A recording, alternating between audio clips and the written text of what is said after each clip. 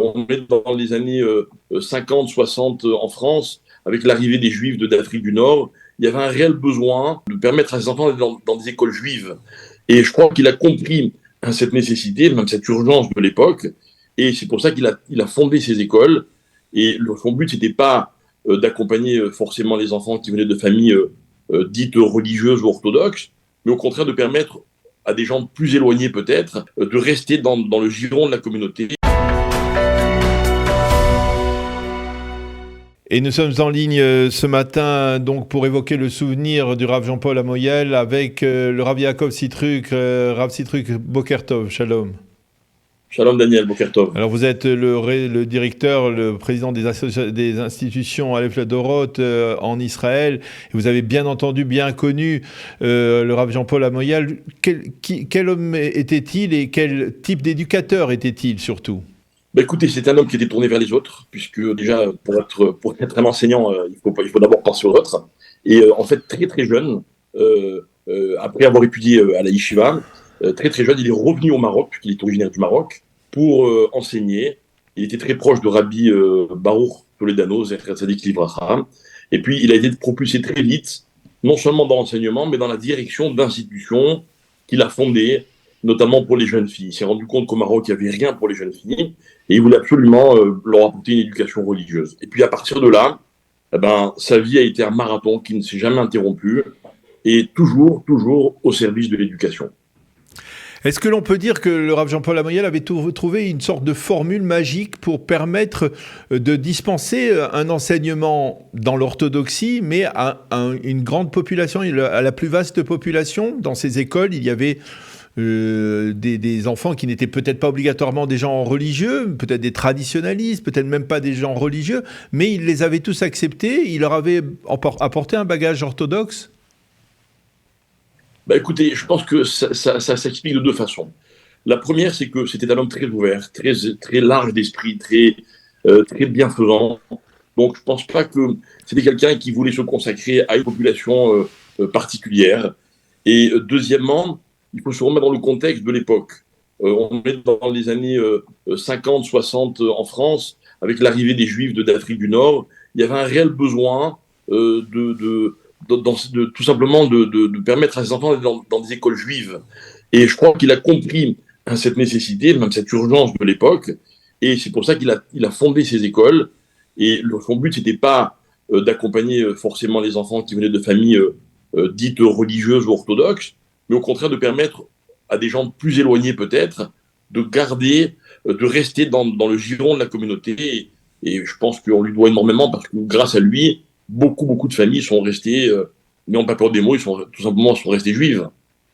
Oui, je vois le portrait de votre père derrière et je ne peux pas m'empêcher de penser qu'ils étaient tous les deux des zéïs, tous les deux des anciens zéïs qui avaient eux-mêmes avaient dirigé leur vie vers la voie de la Torah et vers la voie de l'éducation. Il y a quelque chose chez les zéïs qui pousse quelque part comme ça, essayer de se dévouer en matière éducative à l'ensemble de la population, à l'ensemble de la communauté juive. Moi, je l'ai toujours dit parce que je l'ai toujours entendu depuis ma plus tendre enfance. Aux EI, on apprenait à se tourner vers les autres. Il y avait un vrai travail qu'on pourrait appeler aujourd'hui un travail de midot, où vraiment on obligeait chacun à se soucier de l'autre. Et c'est pour ça que pendant une très grande époque, tous les dirigeants, une énorme partie des dirigeants de la communauté étaient des anciens EI. Je crois qu'ils ont été formés à cela. En tout cas, mon père, pour sa part, parce que là je peux en témoigner, il le disait toujours, si je suis devenu rabbin, c'est grâce à mon passage aux EI. Vous voyez, donc il n'y a pas de hasard. Alors, est-ce que la question que l'on peut se poser, c'est finalement le succès d'Otsar Torah, ces écoles, je pense qu'il y a une vingtaine d'écoles qui ont été créées au fil des ans dans différentes villes à travers la France. Il y a eu bien entendu ce qui s'est passé au Maroc aussi. Ce succès, comment on l'explique, à votre avis, Rav Yaakov Sitruk ? Encore une fois, c'était un précurseur et je pense qu'il avait une vision très large des choses et il a compris que pour assurer les parents, il fallait une école qui ne soit pas trop orthodoxe, en tout cas trop marquée, mais en même temps une éducation authentique et il ne s'est jamais démenti.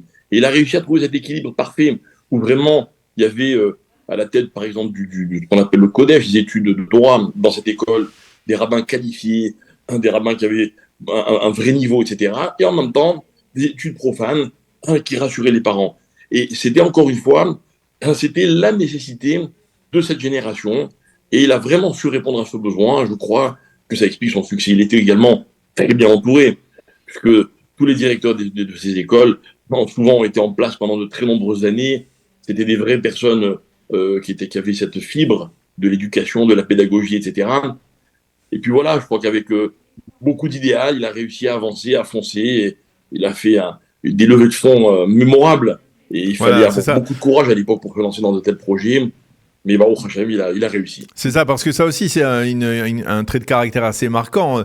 Il a réussi à solliciter, on va dire, le soutien de grands philanthropes du monde juif. On parle de Wolfson, on parle des frères Bronfman, qu'il avait connus même à la yeshiva, si je ne m'abuse. Donc, il y avait aussi cette capacité à voyager, à aller partout pour essayer de faire passer le message, essayer de recueillir les fonds nécessaires pour ce réseau d'enseignement.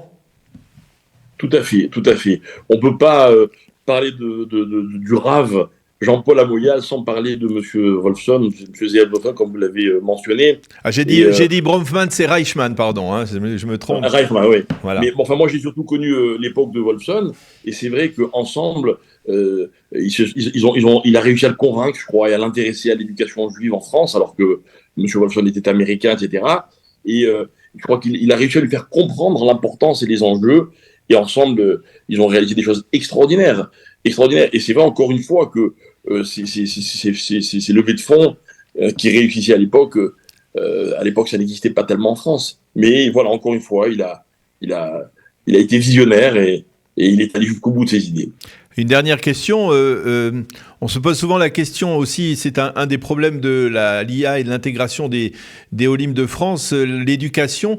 Finalement, pourquoi le modèle de Otsar Torah qui a si bien réussi, on va dire, en France, on a peut-être un peu de mal à le calquer sur la réalité israélienne, peut-être pour permettre justement à des enfants qui étaient dans le circuit d'Otsar Torah, dans les cycles d'Otsar Torah, de se retrouver quelque part dans une école à la française, on va dire, qui aurait à la fois cet attrait pour le chol et c'est pour un chol de qualité et pour un kodesh de qualité aussi.